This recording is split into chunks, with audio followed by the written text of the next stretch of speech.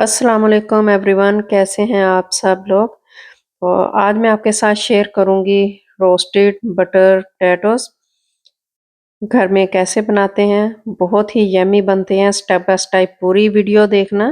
जब स्किप कर देते हैं तो पूरी रेसिपी का पता नहीं चलता। शुरू करते हैं बनाना। 500 ग्राम्स मैंने पोटैटोस लिए हैं। बेबी पोटैटोस हैं और छिलके समेत मैंने लिए हैं, छिलके नहीं उतारे इसके। 2 ग्लास मैंने पानी के डाले हैं। अब इसको हम बॉयल करेंगे। फुल फ्लेम पे हम बॉयल कर रहे हैं। 90% हमने ये बॉयल करने हैं। आलू बॉयल हो गए हैं। अब इसको ड्रेन करेंगे। एक पैन मैंने लिया है। अब इसमें 1 टेबलस्पून मैंने बटर डाल दिया है। इसको मेल्ट करेंगे। अब इसमें आलू रख देंगे हम।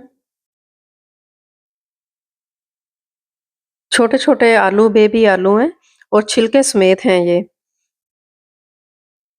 फुल फ्लेम है इसका किया हुआ मैंने।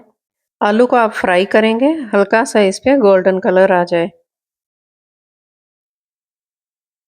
अब इसकी साइड हम करेंगे चेंज। 2 से 3 मिनट्स तक इसको फिर हम फ्राई कर लेंगे।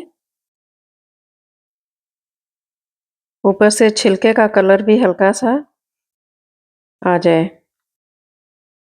छिलके की तरफ से ज़्यादा फ्राई नहीं करेंगे, छिलके उतर जाएंगे। अब इसमें मसाले ऐड करेंगे। हाफ टी स्पून नमक, हाफ टी स्पून काली मिर्च, हाफ टी स्पून रेड कुटी मिर्च, हाफ टी स्पून से थोड़ी सी कम मैंने रेड मिर्च का पाउडर ऐड की है। हाफ टी स्पून ऑर्गेनो मैंने ऐड की है। ये सारे मसाले इसमें डाल दिए हैं। मसाले आप नमक मिर्च कम ज़्यादा कर सकते हैं अपने टेस्ट के हिसाब से। एक दफ़ा आप इस तरह रेसिपी बनाएंगे ना तो आप बार-बार इस तरह बनाएंगे। बहुत यम्मी ये पोटैटोस बनते हैं इस तरह। तो आप डिनर के साथ इस तरह बनाएं, बच्चों को बना कर दें, बच्चे भी बहुत खुश होंगे। अब इसको मिक्स करेंगे। 1 टेबलस्पून इसमें बटर ऐड कर लिया है। तो अब इसको फिर फ्राई करेंगे। मसाले अच्छी तरह कोट हो जाएं।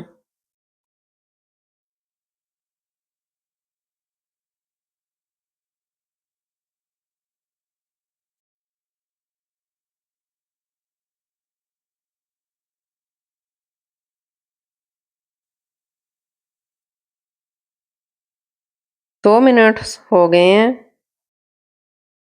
आलू जो हैं वो रोस्ट हो गए हैं।